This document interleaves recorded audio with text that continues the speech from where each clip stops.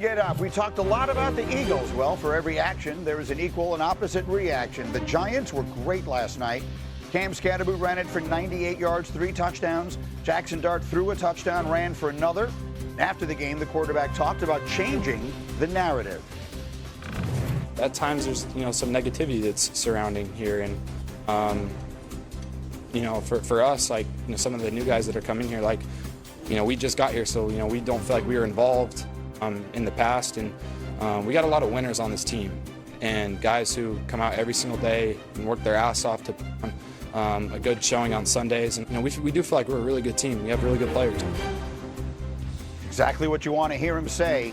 That was a 9-game losing streak against Super Bowl champs that they snapped last time they beat a Super Bowl champ, where they were John Elway's Broncos. In fact, they weren't John Elway's Broncos anymore. It's a whole other story. They were undefeated. They were undefeated at the time the Giants beat them. That's like right. It was after their first one. So here's, at the risk of an overstatement, I'm going to assess this to John Fink, our coordinating producer, who's a Giant fan, who said to me, Greeny, I am reborn, rejuvenated, I feel alive. Wow. Should the New York Giants fans be reacting like Fink to last night's game? Yes, because what have you had to react like this to? Like the stats they were throwing out last night, first time in 5 years they scored more than 7 points in the first quarter. I mean, this is a team that has been very bad for a very long time. 14 years since they won the Super Bowl. That's a significant chunk of Jackson Dart's life. That's right. I mean, like, he does not remember the last time the Giants were very good. So, yes, it's a lot of fun. Look, they lost to the Saints last week. No one else has done that. The schedule is hard. Like, there will be ups and downs. But you come out of last night saying, we've got these guys that are fun, that are good, that are not afraid of the Super Bowl champions, and you can look ahead to the rest of this season and feel like you have something fun to root for, and you can look ahead to future seasons and feel like you have something to build on. Sometimes when you're young in the NFL, you're just young and dumb. So you don't know what you don't know. And when you watch Scatterboot and you watch Jackson Dart play, they're running into guys. They're not low. They're not getting out of bounds, any of those things. And talking to Brian Daboll last week, we had a production meeting. All he continued to say was, I love these young guys. Said it 5 times with the biggest smile on his face. And last night, we got a chance to see exactly why. Jackson Dart is not going to be pretty. He had fumbles, interceptions a week ago. But then last night, he comes out, he plays poised. The moment isn't too big. He's a leader. When I was at the game last night, there's belief in the stadium for the first time in a long time. When Jackson Dart went in the blue tent, it was just completely quiet. He walks out of the blue tent. Don't know whether he's back or not at this point.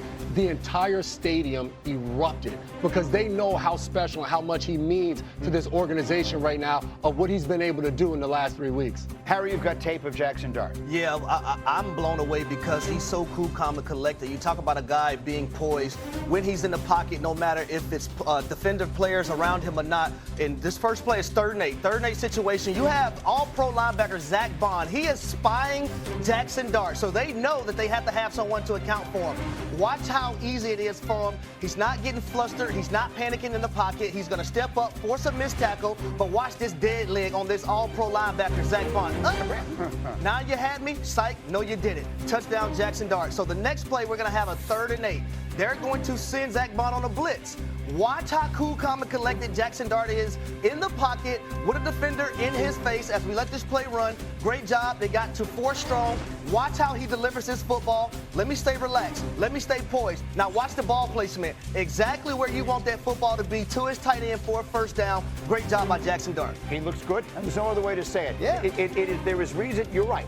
When you're playing a young player like this, all these young guys, you're going to have bad weeks. Yeah. You're going to have bad games. If I'm a fan of that team, I'm totally willing to live with that. Absolutely. You're giving me hope and things to be excited about, and that, I think, is the right way to feel. It's positive energy. There has not been any of that around this franchise in so long that you're just looking for something. So yes, Jackson Dart, if you're gonna fumble, if you're gonna make a bad decision, if you're gonna take a bad sack, there's a lot of season left. We know that's going to happen. But what he showed last night, I mean, you're a Giants fan. You walk in there like, this place is half Eagles fans again. Like, I'm so sick of this, right? And John Fink, I'm sure, watching the game the same way, right? Like just something to hold on to and give you that hope and that energy going forward. The last thing I'll add is we've continued with Brian Daboll and we've questioned his job job security. I want to give him and Mike Kafka, the offensive coordinator, a ton of credit because the plan they put together with Jackson Dart, running a lot more two tight end sets, running the ball to Scatterbull, and taking a lot off of his plate and allowing him to play free, they deserve credit for that. Here's another thing I can tell you, that for fans in Philadelphia, that football game was not even called. And then it felt like from that point forward, he was almost the forgotten man in the offense. You were there. What did you see?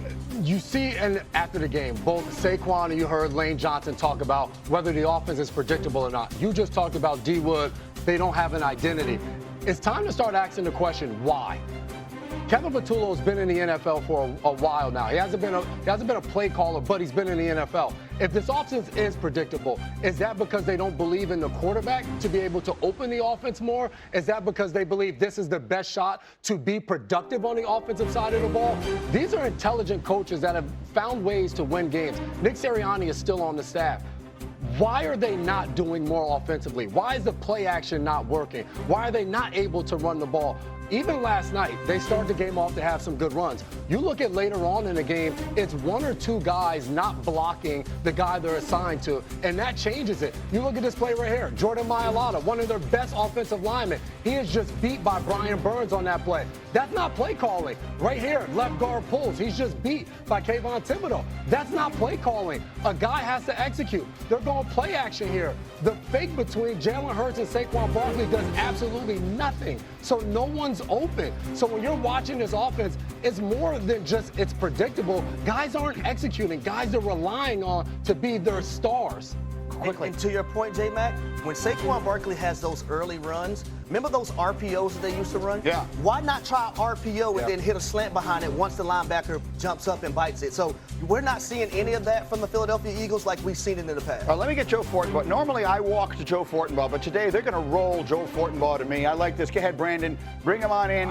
Bring Fortenbaugh into the. Look at Brandon just moving people around. Joe Fortenbaugh is our betting expert extraordinaire. B, he is from Philadelphia, so he's cranky this morning. I warn you ahead of time. Right. Joe, what do you have? Giants blue on. First off, you missed a great joke on the tush push right there. That's exactly what we're doing. That's a good point. Now, based on everything we just talked about, best way to look at betting the Philadelphia Eagles would be to miss the playoffs. It's at a price of plus 250. Now, I want you to think about this. Plus 250, what does that mean? It means 28%. So ask yourself, greater than, less than, or equal to 28% chance of missing the playoffs. I think it's greater, which is why you consider the bet. 3 key reasons. Number 1, how good are they? Don't look at the 4-2 record. Look at the point differential. They're currently -1. Through 6 games, they've been outscored by the opposition. For comparison's sake, Arizona is +7. That's a team we've laughed at all week long, and they've got a better point differential than Philadelphia. Number 2, remaining strength of the schedule. For Baltimore, it gets easy. That's a reason to buy in. For Philadelphia, it's the 6th hardest in the NFL. Number 3, potential dysfunction.